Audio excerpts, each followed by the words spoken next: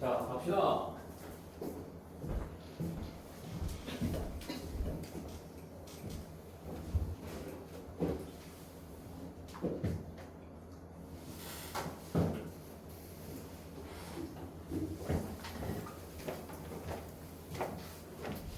그 다음 볼게요. 그 다음 유형은 이번에는 원에 내접할 때를 보도록 하겠습니다. 66번 보시죠. 근데 이제 사각형이 원에 내접한다라고 하더라면은 조건이 이 하나가 주고 출발하는 거야. 뭐야? 주 맞으면 대각의 합이 몇 도니까? 180도니까. 66번 잘 봐봐.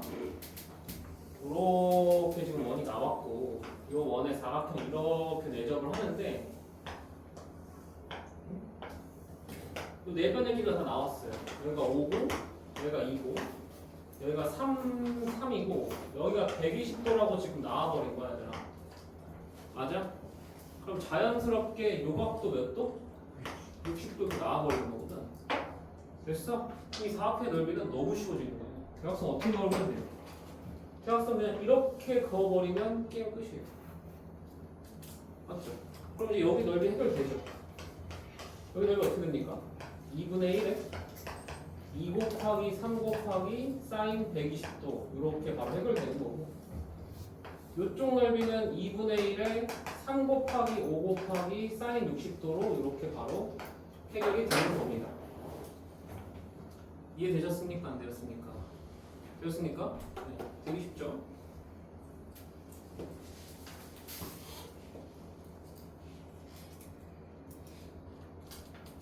그런데 이렇게 나오는 걸 한번 보죠. 1270번으로 한번 보겠습니다.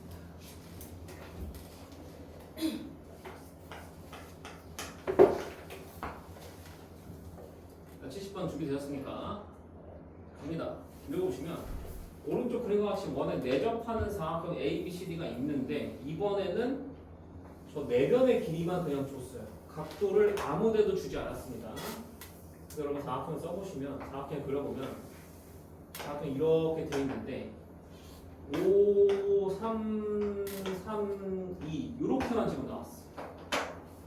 맞아요. 맞죠? 근데 그때 찾으라고 하는 게 뭐냐면 이 원의 넓이를 찾아야 돼. 사각형 넓이 찾는 거 아닙니다. 맞아요? 이 경우는 도대체 문제를 어떻게 풀어야 될까? 라는 거지. 됐어?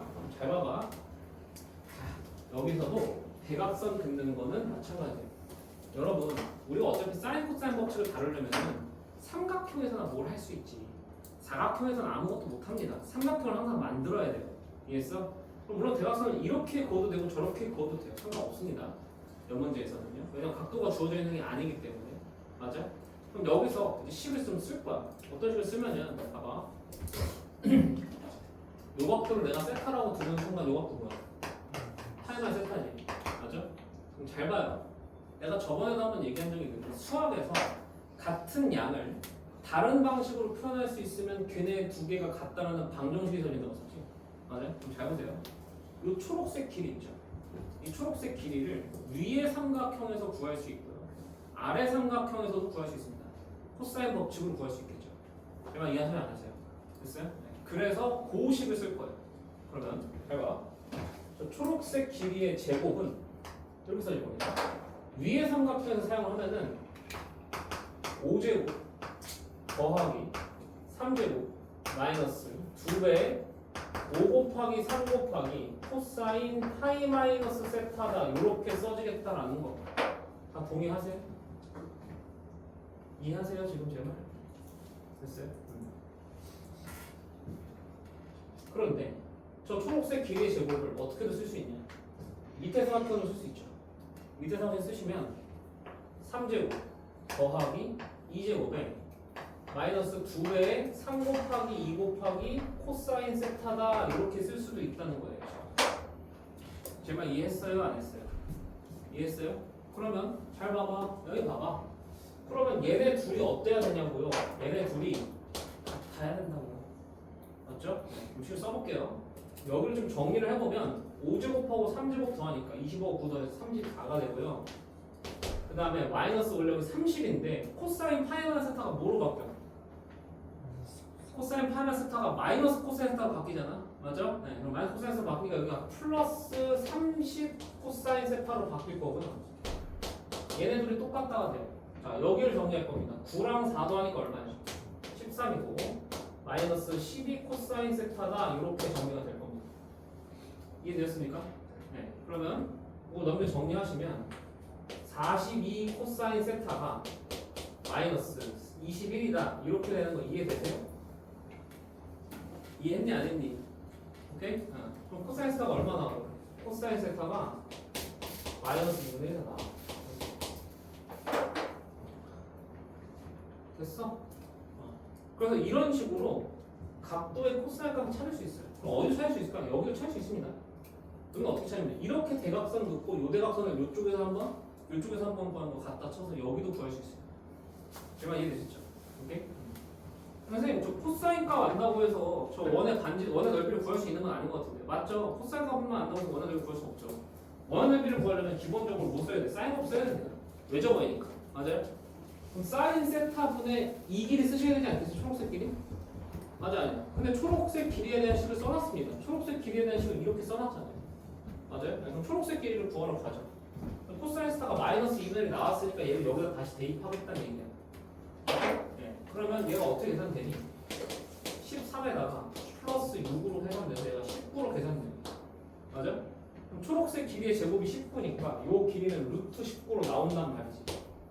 그러니까 이해했어요? 안 했어요? 했어요? 네. 그럼 이제 사인 세타 계산합시다. 여러분 코사인 세타가 마이너스 1은 특수관이잖아. 세타 120도거든. 사인 세타 얼마 나와? 사인 세타는 2번 써 나온 거 아니야? 됐어 안 됐어? 그럼 사인 세타 분의 루트 19 빼기시면은 저 외접원의 지름 나올 겁니다. 이해했니? 됐어? 자, 1170번에 별표를 좀 쳐놓으시고요. 이 구조는 너무 자주 나오는 구조거든요. 오케이? 원에 내접하는 삼각형인데요. 각도 하나도 안 주어져 있어요. 뭐만 나왔어? 내변의 길이 다 나와버려. 내변의 길이 다 나와버렸을 때 다음과 같이 식을 쓸 줄 알아야 돼. 근데 이거는 배우기 전에 생각하기가 좀 힘들잖아. 맞아? 그러니까 이런 부분들은 좀 암기를 하셔야 된다는 얘기예요. 알겠어요? 네. 그래서 특히 이런 상황에서는 이렇게 처리한다. 머릿속에 좀 정리를 해주십시오. 오케이? 됐어?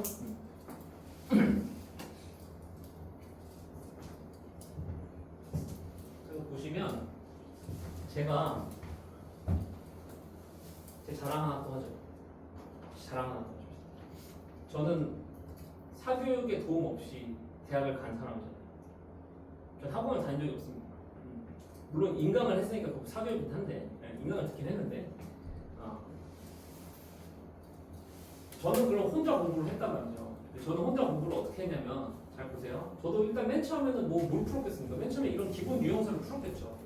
저는 뭘 풀었냐면 여러분 수학의 정석 다들 풀잖아. 여러분 잘 안 풀지 근데 요즘에 수학의 정석 잘 안 푸는데 나 때는 수학의 정석 안 풀면은 대학 갈 자격이 없었다 뭐 이런 거였거든. 근데 수학의 정석에 이제 대학마로 수학의 바이블이라는 게 있었어요. 그 책 알아요? 수학의 바이블 책? 있는데 저는 바이블을 했어요. 그거를 제가 한 바이블을 수능 때까지 한 5번 정도 풀었거든요. 거기에 이제 기본 문제들이 있지 않습니까? 그렇죠? 기본 문제들이 있는데 5번 정도 풀었다는 거는 5번 다 그걸 계산을 다 해서 풀었다는 게 아니고요. 그 맨 처음 틀린 문제도 있을 거 아닙니까? 오답할 거 아니에요. 오답할 때 거기다가 제가 빨간색 코멘트를 하나씩 적어놨어요. 뭘 적어놨냐면 예를 들어 성질이 여러 개가 있습니다. 뭐냐면 내가 계산 실수해서 틀린 거. 그러면 이 계산 실수에서 내가 어떤 계산 실수를 했는지도 적어놨어요. 덧셈을 잘못했다. 아니면은 뭐 예를 들어서 코사인 파이만 세타를 마이너스 코사인 세타로 바꿔야 되는데 그걸 그냥 코사인 세타로 바꿨다. 뭐 이런 계산 실수 있잖아. 내가 얘 그런 것도 적어뒀고. 아니면 두 번째로 내가 몰랐던 지식을 이 문제에서 사용해야 되는 경우야. 뭔지 해? 그러면은 그 새로운 지식을 거기다 코멘트 하나 써놓는 거야. 여기서는 이 지식을 내가 외워야 돼. 라는 거. 이해했어? 세 번째는 내가 아는 지식인데 몰라서 발견을 못한 거야. 그럼 그 발견을 못한 이유를 써놓습니다. 뭔지 되시죠? 그래서 이거를 발견하려면 도대체 어떤 생각을 해야 될까? 라는 코멘트를 한 줄씩 써놨어요. 그럼 나중에 가다 보면은요, 그게 한 문제당 어려운 문제는 코멘트가 2줄, 3줄씩 써져요. 오케이? 나중에 그것만 보는 거예요. 계속 내가 써놓은 것만. 그럼 그게 기억이 짝짝짝 나거든요. 그러면 여러분 그 책 한 권이 통째로 외워집니다. 나중에 그 책 한 권 통째로 외워진다는 건요, 기본적인 유형들의 모든 내용이 머릿속에 다 들어가 있다는 거예요. 이해해? 무슨 말인지? 네. 여러분 그렇게만 해봐. 그러면은 여러분 RPM 쉬운 층이잖아요. 개념을 RPM 쉬운 층이잖아. 그 책만 그렇게 해도 여러분 현재 뭐 내신 시험장에서 1등은 받을 수 있어요. 거짓말 아니야. 그렇게만 해도. 그러니까 내가 이렇게 별표 치고 이렇게 하는 문제들은 집에 가서 여러분 스스로 좀 그걸 하시라고. 그러니까 뭘 오해하시면 안 되냐면은 제가 1부터 100까지 다 떠먹어 줄 거란 생각을 하시면 절대 안 돼요. 알겠어요? 제가 데리고 가줄 수 있는 건 30 정도밖에 안 된다고. 아무리 제가 열심히 해도 앞에서. 오케이? 나머지 70은 여러분이 채우셔야 됩니다. 오케이? 근데 잘 생각해봐. 여러분 똑같은 학원을 다녀도 어떤 애는 공부를 잘해서 성적이 팍 오르고 어떤 애는 성적이 지지부진하잖아. 그럼 그 수업하는 사람의 문제야, 공부하는 애들 사이의 문제야. 그 간단한 논리잖아. 맞아 아니야? 그렇지? 예. 간단한 논리거든. 잘 생각해보세요. 자, 그 다음 내용 넘어가시죠 이제. 그 다음은 이제 요거 기본 공식 사용하는 문제들인데 뭐 기본 공식 사용하는 거는 뭐 너무 쉬우니까 72번은 그냥 눈으로 빨리 한번 보고 가죠. 눈으로 한번 보시면 오른쪽 한쪽 평행사면은 ABCD인데 저기 6인 거 8인 거 나왔어. 그치? 그 다음에 135도인 거 나왔지 저기가. 그치? 근데 저거는 이 문제랑은 좀 다른 게 원래는 지금 요각도가 좀 나와 있어야 되잖아. 근데 얘들아 저기 평행사변의 특성이 뭐야? 요각도랑 요각도 합쳐서 몇 도 돼? 180도 돼야 되거든. 왜냐면 얘네 두 개랑 얘네 두 개도 360도 돼. 내가 얘기했어요? 네. 그러면 저기는 얼마야? 35도야. 45도 지방에. 네. 근데 어차피 둘이 합쳐서 185도는 어차피 사인 값일 거잖아요. 사인 값 어차피 똑같이 나오지 않습니까? 그러니까 저각도가 나와도 상관이 없다는 얘기예요. 제가 이해되셨죠? 네. 그래서 얘는 그냥 6하고 8 곱하고 사인 45도 곱하시면 넓이 나오는 그런 문제입니다. 72번은. 이해되셨죠? 110번은 그냥 간단하게 공식 적용하는 거니까 빠르게 그냥 넘어갈게요. 됐죠? 네. 그 다음에 유형 11번 가시면 이번에 대각선 길이 이용하는 건데 이것도 뭐 쉽죠? 75번 봅시다. 75번 보시면 한 대각선의 길이가 10인 사각형 H 두 대각선이 이루는 각의 크기가 지금 나왔어요. 두 대각선의 한 변의 길이 줬고요. 대간의 이루는 각의 크기 나왔으면 공식을 하는 거네. 넓이가 얼마래? 10으로 3이네. BD의 길이를 구해야 돼요. 그럼 BD의 길이를 뭐 X라고 주면은 2분의 1에 한 대각선 길이가 지금 10이고 BD의 길이 곱하고 얘들이 이런 각도가 120도니까 사인 120도를 곱하면 이 사각형의 넓이가 나올 거 아니야. 근데 이 사각형의 넓이가 15루트 3이라고 지금 나왔다는 거 아니니 이렇게. 이해했냐? 됐어? 네. 그러면 X값 계산 되겠습니까? 안 되겠습니까? 계산 되겠어요? 됐어요? 네. 됐죠? 쉽죠? 공식 적용하는 거는 뭐 전혀 어렵지 않고 오히려 유형 9번이 어려운 거예요. 유형 9번, 8번이 어려운 겁니다. 사학형 문제에서는 10번, 11번은 그냥 공식 적용. 되셨지? 오케이? 이렇게 해서 사학함수 활용이 끝났습니다. 이렇게 사학함수 활용이 끝났고 잘 보세요. 지금 마플 풀다 보면은 어려운 문제 쫙 있어요. 그렇죠? 어려운 문제 쫙 있고 쉬운 문제 쫙 있고 어려운 문제도 좀 쫙 있습니다. 어려운 문제 제가 좀 생략을 했잖아요. 그런 것들 제가 클리닉 때 조금 진행을 할게요. 오케이? 그래서 만약에 못 오는 친구들도 클리닉 그 영상을 좀 보세요. 2시간 수업할 거거든. 2시간 수업할 건데 제가 어떤 식으로 거기는 수업을 할 거냐면 수능식 풀이를 설명해요. 고3한테 설명하듯이 할 거예요. 그러니까 고3들이 수능을 어떻게 풀어야 될지 설명할 때 식으로 설명할 거라고. 알겠어? 네. 그러니까 그렇게 할 테니까 그거는 좀 듣고 좀 공부를 좀 합시다. 우리 어쨌든 간에 수능을 좀 염두에 좀 두고 있어야 되는 상황이잖아요. 거의 대부분 우리. 그쵸? 수시로는 지금 그렇잖아. 수시로는 우리 저기 어디 가야 돼? 수시로 어디 가야 되니? 서울도 가야 돼? 서울도 갈 수 있냐? 전시 타고 갈 수 있지. 또 갈 수 있는데 입학을 못 하죠. 그쵸? 네. 입학을 못 하기 때문에 자, 정신을 좀 염두에 두고 공부를 좀 합시다. 알겠죠? 좀 어려울 수 있어요. 좀 어려울 수 있는데 그 어려운 공부를 지금부터 좀 해나가시면 나중에 편할 겁니다. 오케이. 자, 이렇게 해서 이제 상암 화를 끝났고 이제는 수열로 넘어갑시다. 자, 대망의 수열 단원이고 여기를 이제 여러분들이 제일 어려워하죠. 그렇죠? 네. 어려우기 때문에 여기는 좀 호흡을 좀 천천히 하면서 좀 천천히 갈게요. 수열 쪽은. 오케이?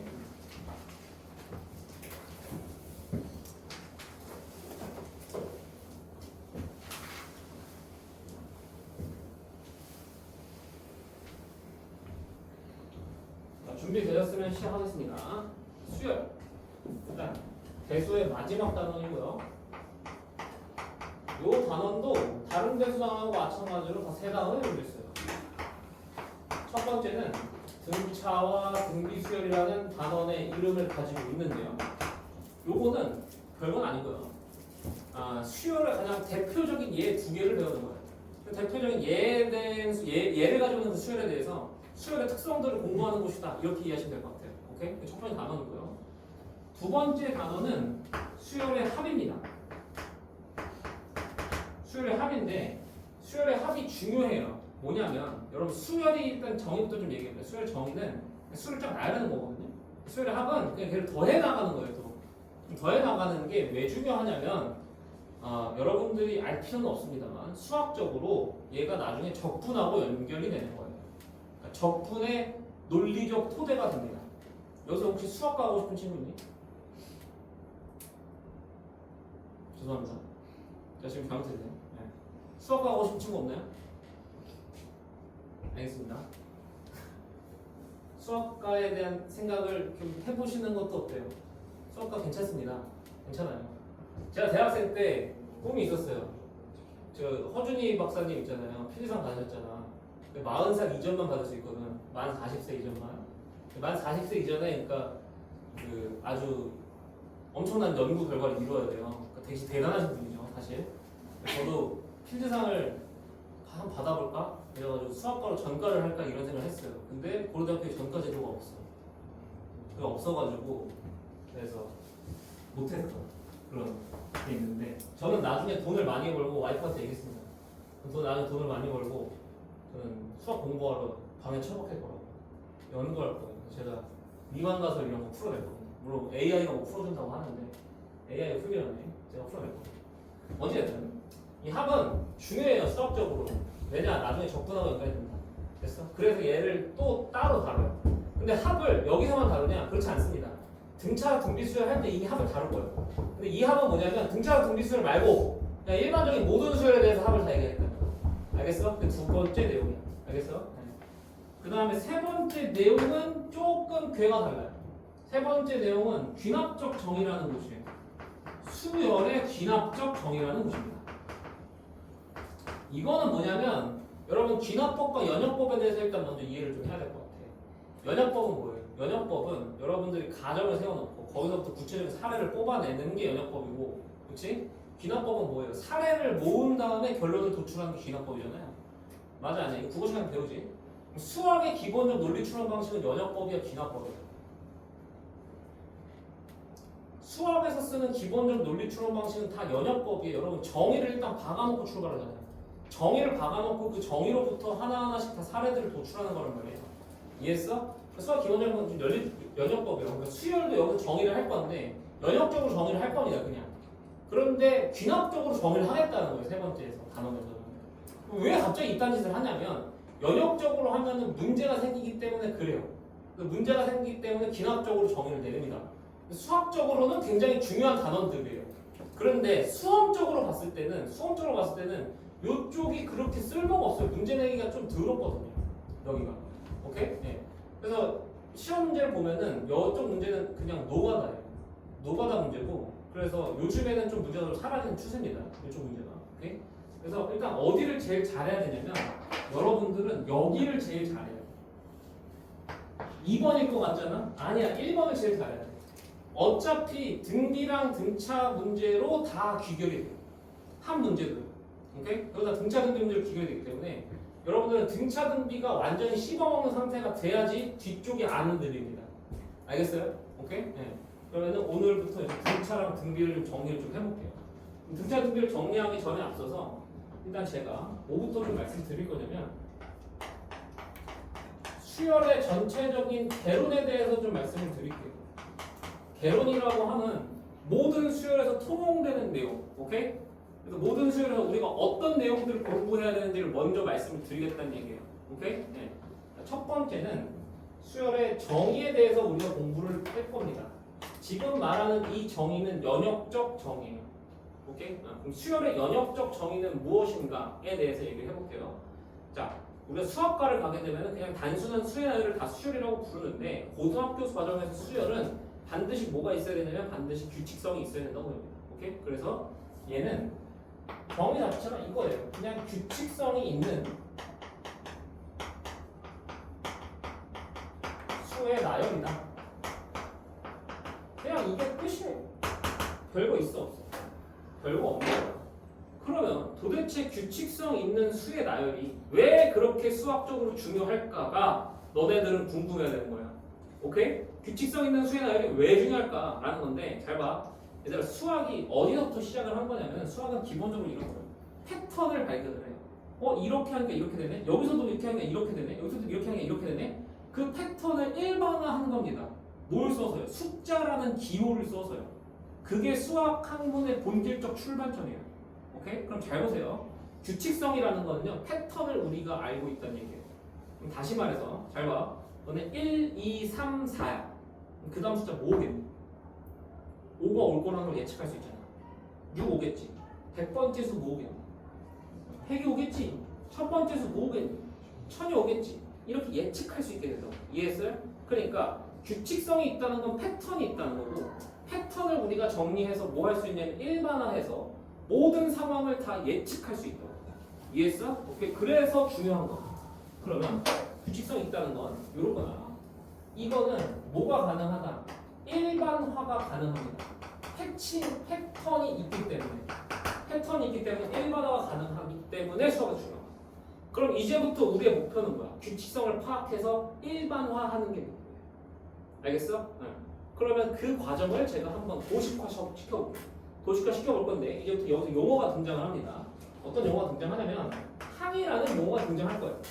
항은 그냥 각 수열의 그 값들 있잖아요. 이 수가 나열됐을 거 아닙니까? 그 각 수들을 항이라고 부르는 거예요. 첫 번째 수를 1항, 두 번째 수를 2항, 세 번째 수 3항, 네 번째 수를 4항, 4항 이렇게 부르는 거예요. 뭔지 이해되시지? 네. 그래서 제가 여기다가 항의 번호라고 쓸 거고요. 그 다음 요 밑에는 항 이렇게 써놓겠습니다. 오케이? 그럼 항의 번호는 이런 식으로 갈 거예요. 1번, 2번, 3번, 4번, 5번 이런 식으로 가서 뭐 n번 이렇게 씁시다. 그럼 제가 n번이라고 쓴 이유는 미지수스럽죠. 저게 일반화의 출발이에요. 맞잖아. 저 번호를 일반화시키는 겁니다. n이라는. 내 말 이해해? 여러분 n빵이란 말 들어봤지? n빵이라는 말을 왜 n빵이라고 하는 거야? 왜냐면 5명이 가서 먹을지 6명이 가서 먹을지 모르잖아. 그러니까 n빵이라고 하는 거. 그 일반화 시켜놓은 거예요. n이라는 숫자로. 뭔 말인지 이해되시지? 예. 그래서 이렇게 일반화해서 하는 거야. 그 다음에 여기 각각의 함들을 써보면 얘가 A1이야. 이렇게 써 우리가 이제부터 약속을. 오케이? 얘 값을 A2라고 쓸 거예요. 밑에 첨자 이렇게 써서 얘는 A3 이렇게 쓸 거고 얘는 A4 이렇게 쓸 거고 얘는 A5 이렇게 쓸 거고 쭉쭉쭉 가서 얘는 AN 이렇게 쓸 거야. 내가 이해했어? 그럼 잘 봐. 이 상황인데 내가 이 숫자들 딱딱딱 봐가지고 뭘 파악했다는 거야? 규칙성을 파악했다는 거야. 근데 규칙성을 파악한다는 건요. 뭐와의 규칙성을 파악하는 거냐면요. 항의 번호와의 규칙성을 판다는 겁니다. 자, 예를 들어서 한번 볼게요. 예를 들어서 선생님이 숫자가 이렇게 나왔죠. 2, 4, 6, 8, 10 이렇게 나왔어. 맞아? 그럼 잘 봐. 이 새끼랑 이 새끼랑 이 새끼랑 이 새끼랑 이 새끼랑 이 새끼랑 이 새끼랑 이 새끼랑 무슨 관계야? 다 2배씩 한 거 아니야? 맞아 아니야? 그럼 잘 봐. 얘 뭐겠니? 이게 거야. 내 말 이해했어? 요게 일반화의 과정이야. 오케이? 그럼 일반화의 과정은 뭐다? 규칙성을 파악하는 데요.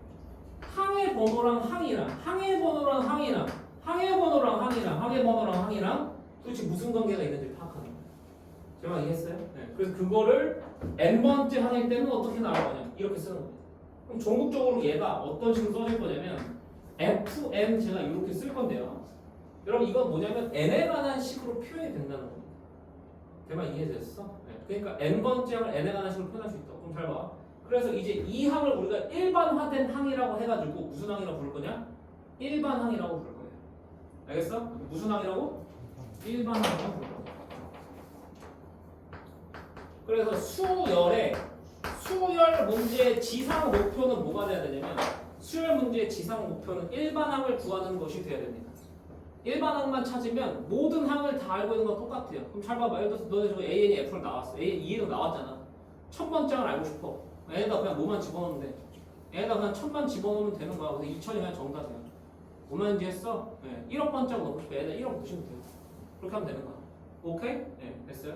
그래서 얘를 일반항이라고 부르고 쟤를 구하는 게 지상 목표다. 되었습니까? 오케이? 네. 그래서 여기서 이제 한 가지 내용만 더 얘기를 하고 넘어갈게요. 뭐냐면 잘 봐. 내가 분명히 대수 맨 처음에 어떤 얘기를 했었냐면은 대수는 총 3개의 함수를 배우는 곳이라고 했어요. 첫 번째 단원에서 지수로그 함수 배우잖아요. 두 번째 단원에서 사각함수 배웠잖아요, 우리. 세 번째 단원은 수열이잖아. 근데 얘는 함수가 아닌 것 같지? 근데 얘도 함수라는 거예요. 왜 함수인지 한번 보세요. 왜 함수냐면요. 1 들어가면 A1 들어가고 2 나오면 A2 나오고 3 나오면 A3 나오고 그럼 이거 함수식이라고 보면 되잖아. 맞아? 네. 그러니까 함수식을 만드는 과정이다. 그러니까 일반화의 과정이 꼭 뭘 만드는 거랑 똑같은 거야. 함수식을 만드는 과정하고 똑같은 거야. 그럼 잘 봐봐. 여태까지는 함수식을 만드는 과정 자체에는 집착을 안 했다니까. 여러분 지수로그 함수식이 어떻게 만들어지는지 집착했어요? 아 그냥 그거 그냥 식 쓰면 그냥 그 함수식 써지는 거 아니야. 사각함수식이 어떻게 만들어지지? 사각함수식은 만들어지는 건 좀 집착을 하게 됐습니다. 어쨌든 삼각비로부터 뭐 이렇게 그렇죠? 근데 얘는 우리가 하나하나 다 달라요. 모든 수렴마다 다 다르다고. 모든 수렴마다 이 함수가 만들어지면 우리가 다 매번 문제마다 다 다르게 쳐야 돼. 내 말 이해했어? 네. 그래서 문제가 어려운 거예요. 얘는 함수가 식을 우리가 만들어내야 되기 때문에 규칙성을 찾고 됐어요? 네. 그런데 잘 봐. 어쨌든 함수야. 오케이 좋아 함수인데 일반적인 함수랑은 좀 달라요. 잘 생각해보세요. 얘는 정의역이 어디냐면요. 얘가 정의역이에요. 여기 항의 번호가 정의역이에요. 오케이? 그러니까 얘가 정의역이고 다시 말해서 x야. 얘가 뭐야? 얘가 치역이고 다시 말해서 얘가 y인 거야. 이해해? 그럼 봐봐. 야 우리 여태까지 너네 지수함수에다가는요 정의역에다가 뭐 넣을 수 있어요? 실수 전체 넣을 수 있잖아요. 1.1도 넣을 수 있고요. 1.루트 2도 넣을 수 있고 막 그렇죠? 그런데요 이 수열은요 정의역에요 뭐밖에 못 들어가냐면 자연수밖에 못 들어가는 거예요. 기본적으로 항의 뭐예요? 번호잖아요. 항의 번호는 뭔가 셀 수 있어야 되기 때문에 자연수 개념이라고 기본적으로 맞아? 그러니까 여기에 정의역은 뭐밖에 못 들어간다고? 자연수밖에 못 들어간다고요. 제 말 이해하십니까 안 하십니까? 오케이 그러니까 얘는 함수긴 함수인데 조금 특이한 함수라고. 정의역이 무슨 수임? 정의역이 자연수인 함수다. 이렇게 보실 수 있는 거예요. 제 말 감 잡으셨나요? 이해하셨어요? 오케이. 그 다음 더 나아가서요. 얘는 함수가 가지고 있지 않은 특성도 가지고 있어요. 잘 보세요. 너네 함수에서 F1하고 F2가 있어. 근데 F1하고 F2는 그냥 독립적으로 있는 거지. F1 다음에 F2가 오는 게 아니잖아요. 근데 수열은 그렇지 않아요. 1항 다음에 누가 와요? 2항이 와요. 2항 옆에가 1항이에요. 2항 옆에는 3항이에요. 3항 옆에 4항이. 뭔 말인지 이해돼? 그러니까 얘네들은 뭘 가지고 있냐면 나열의 특성을 가지고 있다는 얘기예요. 우리 함수값들은 나열하지 않잖아요. 함수값들은 나열하지 않기 때문에 얘네들이 이웃하다. 얘네들이 몇 칸 차이 난다. 이딴 얘기를 안 해요. 함수값들끼리. 맞아요? 그런데 수열은 뭘 했기 때문에 나열을 했기 때문에 얘네 둘이 뭐 이웃하다. 몇 칸 떨어졌다. 3개가 이웃하다. 4개가 이웃하다. 이딴 얘기를 할 수 있다고요. 내 말 이해했어? 그러니까 얘는 함수가 가지고 있지 않은 나열의 특성도 가지고 있다. 오케이? 그래서 수열 문제가 어려워지는 거야. 수열 문제는 함수의 특성도 가지고 있다.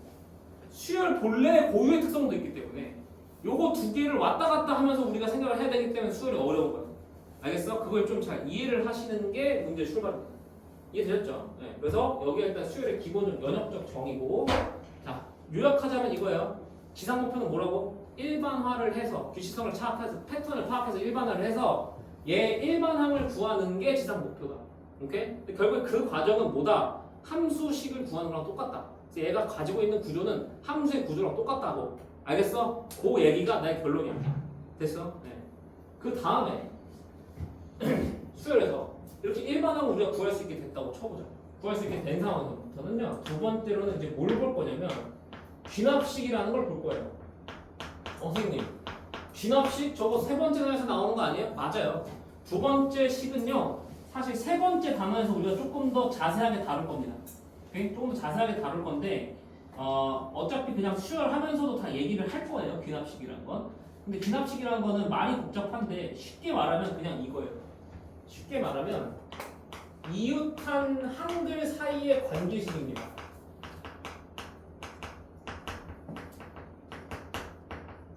물론 이게 완벽한 정의는 아니에요. 왜냐하면 이 항들이 이웃하지 않아도 관계식을 만들 수 있거든요. 나중 가면 그런 관계식도 나오긴 해요. 근데 일단 여러분들 이해를 그냥 쉽게 돕기 위해서 이렇게 써드린 겁니다.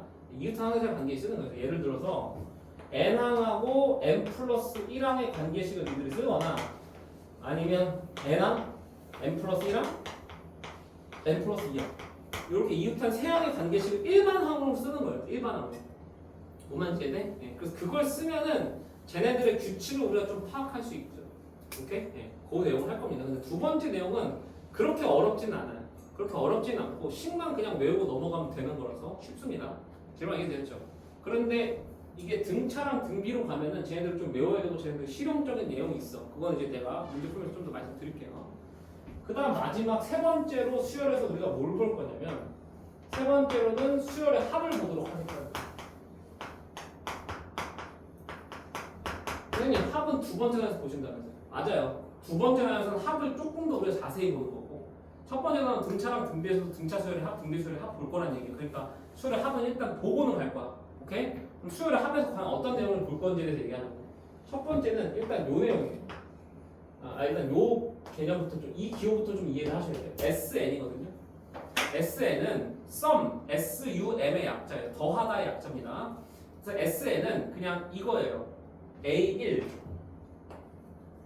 A2, A3, A4 이렇게 해서 AN까지 있는데 얘네들 다 뭐하라는 기호냐면 얘네들 그냥 다 더하라는 기호입니다. 무슨 되십니까? 그 저렇게 해서 SN이라는 기호를 쓸 건데 잘 봐. 요거야. 첫 번째로 여기서 니들 공부해야 될 거는 이거야. 내가 AN을 알아요.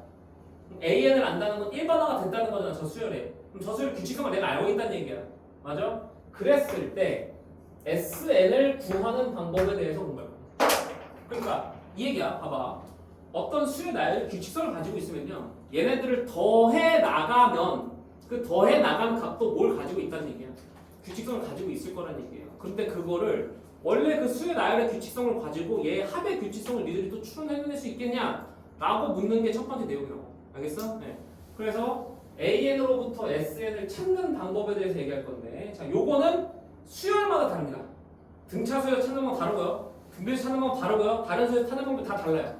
얼마 이해했어? 그래서 얘는 합을 찾는 방법을 우리가 다 세세하게 공부를 하셔야 돼요. 어쩔 수가 없습니다. 오케이? 그래서 여기가 이제 여러분 머리 아프게 하는 거야. 두 번째 합단어 가면. 알겠지? 네. 그 다음에 여기서 두 번째 내용은 요거예요. 거꾸로입니다. 거꾸로. 그럼 거꾸로 내가 SN의 규칙을 알고 있는 거야. 그러니까 합의 규칙을 내가 알고 있어요. 그러니까 SN의 일반화가 된 거예요. SN의 일반화가 됐을 때 거꾸로 얘 AN의 일반화를 내가 구할 수 있을까? 라는 얘기지. SN을 통해서 AN을 구할 수 있을까? 얘는 가능하다. 얘도 가능하다 이거예요. 오케이? 그런데 잘 봐. 두 번째가 오히려 더 쉬운 이유는 뭐냐면 두 번째는 모든 수열에서 방법이 똑같습니다. SN으로부터 AN을 구하는 방법은 모든 수열에서 방법이 다 똑같아요. 알겠어? 자, 그 방법은 이따가 제가 등차 수열 합하면서 좀 말씀드릴게요. 알겠어요? 등차 수열 합하면서 말씀드릴 테니까 일단은 요 내용을 배운다는 것만 잘 기억하시죠. 됐어? 그래서 이제부터 등차랑 등비라는 가장 대표적인 규칙을 가진 두 수열에 대해서 요 세 가지 내용을 볼 거예요. 등차 수열의 일반항 구할 거고요. 패턴 파악해서요. 일반항 구할 거고. 그 다음 그 등차 수열 기납식 공부할 거고요.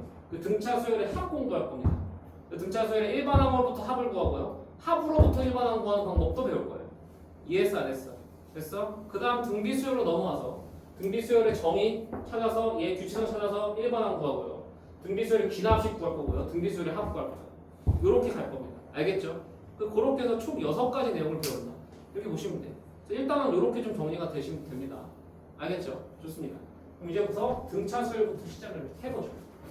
좋습니다.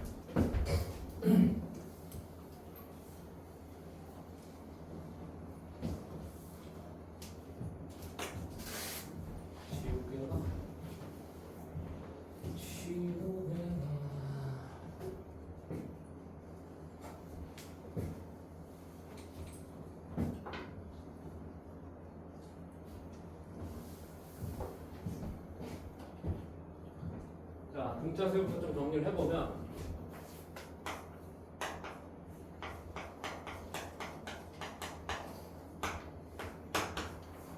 정입니다. 얘 규칙성이 뭔지를 좀 잘 쓰시면 돼요. 오케이? 등차 수열은요 간단해요. 그냥 똑같은 수를 계속 더해 나가서 만든 수예요. 뭐라고? 똑같은 수를 계속 더해 나간다. 오케이? 네. 그래서 이렇게 쓰시면 돼요. 어떤 수가 있어요. 어떤 수가 있었을 때 어떤 수에다가 일정한 수를 계속 더해 나가는 수이다.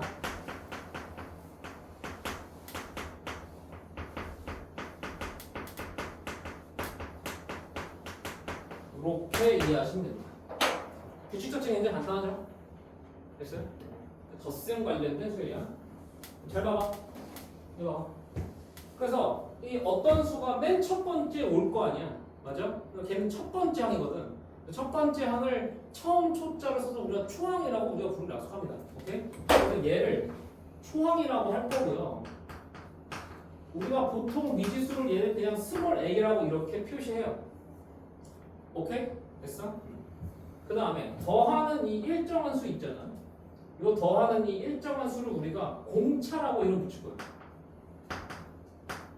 공차인데 얘는 여러분 한자어의 말을 잘 풀이하셔야 됩니다. 공, 같을 공이고요. 차는 차이차예요. 차이가 같다 이 뜻이에요. 오케이? 그럼 차이가 같은 건 왜냐면 계속 더해 나가니까 이웃한 두 개끼리 차이가 똑같다는 거예요. 오케이? 네. 그래서 공차라고 하는 거고, 그래서 디퍼런시에이션의 약자를 써서 D를 씁니다. D. 차이니까. 오케이? 그래서 이렇게 쓰는 건 일단 기본적인 약속입니다. 그러면 이 규칙을 통해서 이제 일반화를 한번 해봅시다. 패턴을 파악해보자 이 말이야. 그러면 일단 내가 항의 번호부터 써볼게요. 1, 2, 3, 4, 5까지 해볼까? 그리고 n까지 쓸게. 됐어? 그 다음 얘네들의 이제 수열의 값들을 한번 계산해보자. 근데 첫 번째 뭐가 오겠어? 첫 번째 초항이 온다고. A가 올 거라고. 이렇게. 이해했어 안 했어? 그럼 두 번째는 뭐가 오겠어? A에다가 D만큼 더해지니까 A 플러스 D가 올 거다. 이해했어 안 했어? 됐어? 그 다음 여기서 또 D가 더하니까 얘는 A 플러스 몇 D? 2D. 이해했니? 네. 그 다음 A 플러스 몇 D? 3D. A 플러스 몇 D? 4D. 자 이제 패턴이 파악이 돼. 항상 뭐라고 그랬어?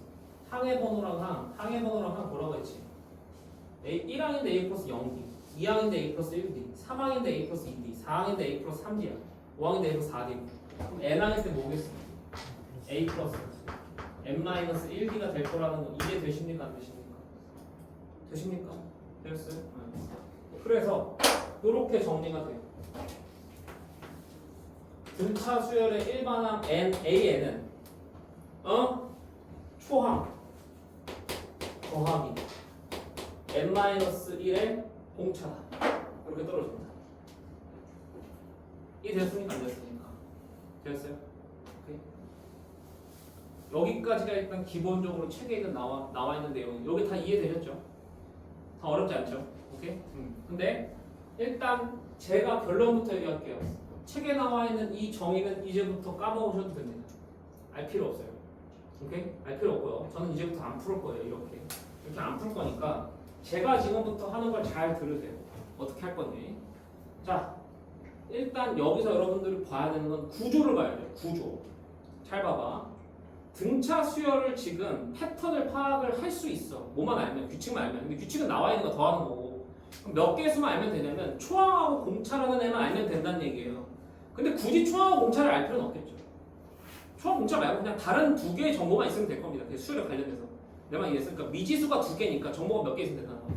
정보가 두 개 있으면 게임 끝난다는 거야. 내 말 이해했어? 그러니까 여기서 니들의 구조를 보면은 이런 생각을 해야 된다고. 첫 번째, 모든 등차 수열 문제는 정보가 몇 개면 게임 끝. 정보 두 개면 게임 오버다. 라는 거 이해하셔야 돼요. 오케이? 그럼 항상 문제 풀 때 체크하라고. 내가 정보 두 개 알고 있는지 안 알고 있는지. 내가 정보를 한 개만 알고 있지 않은지. 그럼 내가 문제를 못 풀고 있는 거 어딘가 정보를 놓치고 있는 거라고. 이해했어 선생님 말? 됐어? 그래서 정보 두 개를 찾으면 게임 오버다 라는 거고요. 그 다음 두 번째, 잘 보세요. 잘 보세요. 이건 이따 얘기할 거긴 한데 뭐 이따가 더 자세히 얘기할 건데 초항이라는 것보다는 공차가 더 중요한 개념입니다. 얘가 왜 공차가 더 중요한 개념이냐면 일단 가볍게만 얘기해보자. 얘 봐봐. 얘 지금 n에 관한 몇 차 함수니? n에 관한 1차 함수야. 그러니까 얘는 기본적으로 그냥 이런 구조예요. dn이 중요한 거고요. 뒤에는 그냥 상수예요. 제 말 이해되시죠? 아니 어차피 정리해보면 뒤엔 마이너스 d 플러스 a라는 상수가 오는데 마이너스 d 플러스 a는 알겠어요. 그런데 어쨌든 숫자잖아. 맞잖아. 그러니까 이게 n에는 그냥 1차 함수라고.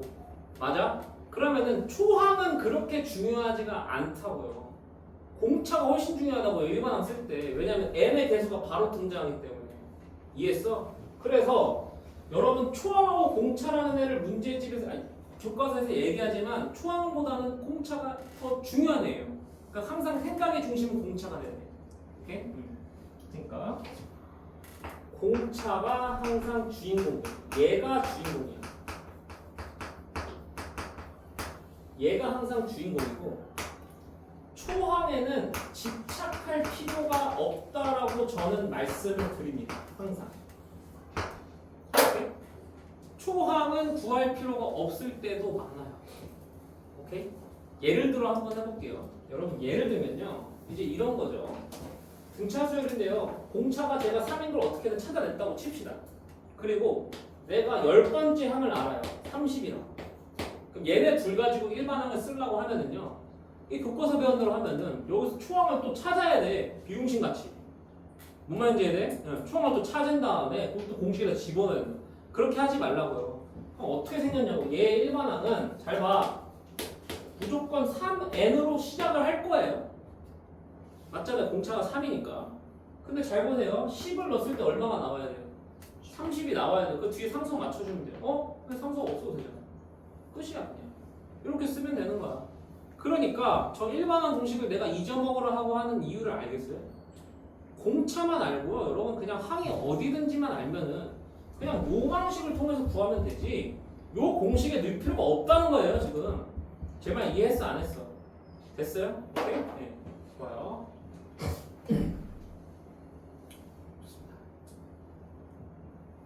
그 다음에 한 가지만 더 얘기하고 넘어갈게요. 한 가지만 더 얘기하겠습니다. 한 가지만 더는 요거예요. 공차를 보는 조금 새로운 관점인데 여러분 공차는 이렇게 되는 건데 하나씩 더해진다라고 보면 되잖아. 그럼 봐봐. 예를 들어서 항들 사이에 간격이 있어요. 간격이 하나 차이 나면 공차가 얼마 늘어나요? D만큼 늘어나는 거야. 근데 2개 늘어나면 공차가 2개 늘어나는 거고 항이 3개 늘어나면 공차도 3개 늘어나는 거예요. 내 말 이해했어요? 오케이? 그러니까 이제부터 공차는 약간 이런 식으로 보세요. 공차는 항들 사이의 간격을 뱉어낸다. 이렇게 이해하시면 됩니다. 오케이? 네. 그래서 공차를 보는 좀 새로운 개념인데 얘는 곧 항들 사이의 간격과 관련이 있다는 거예요. 이 내용은 조금 더 제가 세련되게 좀 정리해드릴게요. 이따가. 그래서 간격을 세면 돼요. 이 등차 수열에서. 이 두 항의 간격을 딱 세면은 공차가 몇 개 더해졌는지 우리가 알 수 있다고. 이해했어? 그러니까 초항에 또 집착할 필요가 없게 돼. 예를 들어서 막 8항하고 10항 나온다 이 말이에요. 그러면은 8항을 A 플러스 7D로 바꾸고 10항을 A 플러스 9D로 바꾸고 막 지랄 연명하는데 그럴 필요가 없다고. 간격만 세서 공차 구하고요. 공차 구한 다음에 2번처럼 아까 해버리면 되는 거야. 이해했어? 네.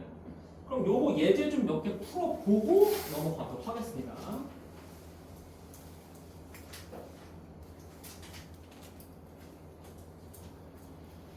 한번 보시죠. 1309번이 이제 제가 얘기하는 가장 기본적인 내용이에요.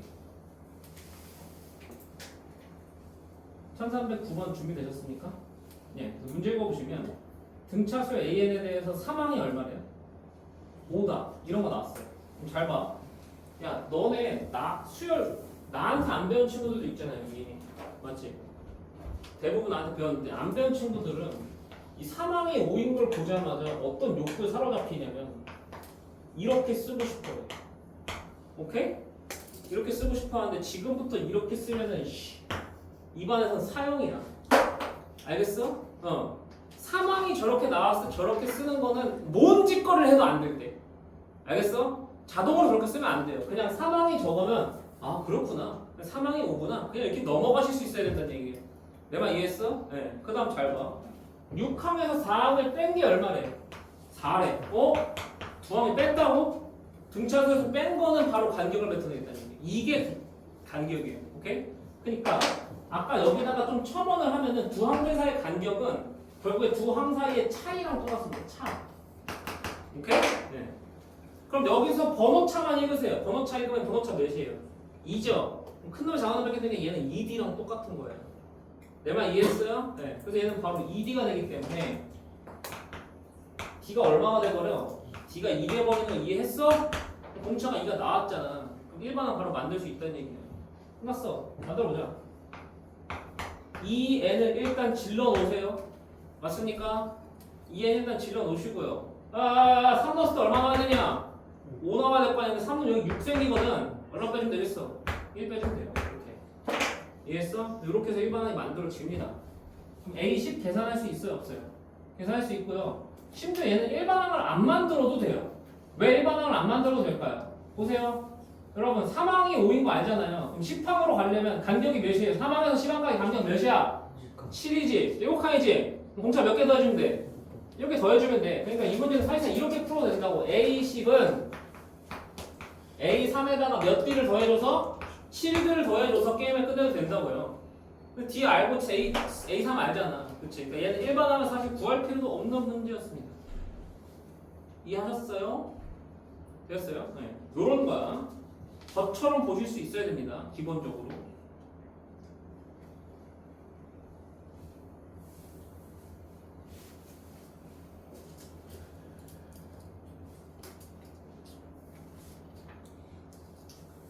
그 다음에 저 문제는 이제 등차 중앙을 설명하고 좀 봐야 되겠다. 오케이. 잠깐만 쉬었다가 이어서 할게요.